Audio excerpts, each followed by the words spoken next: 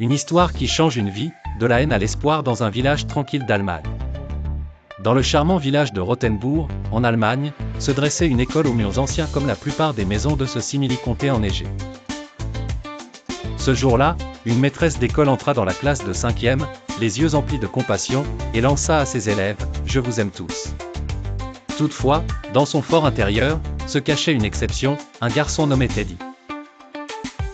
Le jeune Teddy était souvent vêtu de vêtements sales, son niveau scolaire était abyssal, et il semblait isolé dans son monde.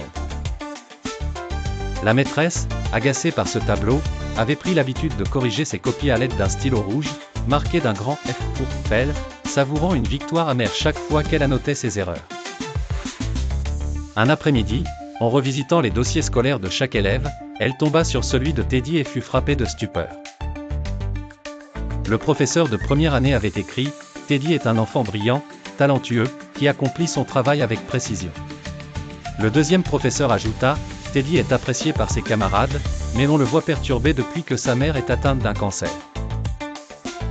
En troisième année, la mort de sa mère l'a bouleversé et il fait de son mieux, mais son père ne semble pas s'intéresser à lui. La vie à la maison le marque profondément, à moins que des mesures soient prises.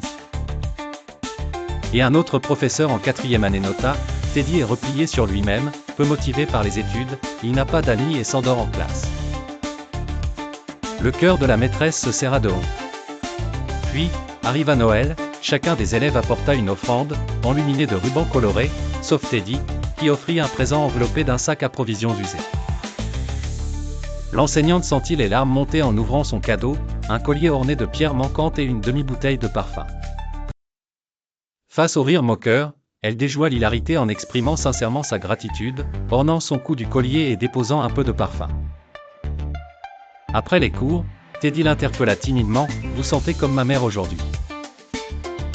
La maîtresse, submergée d'émotion, comprit que ce parfum appartenait jadis à sa défunte maman et qu'elle venait à incarner sa bienveillance maternelle.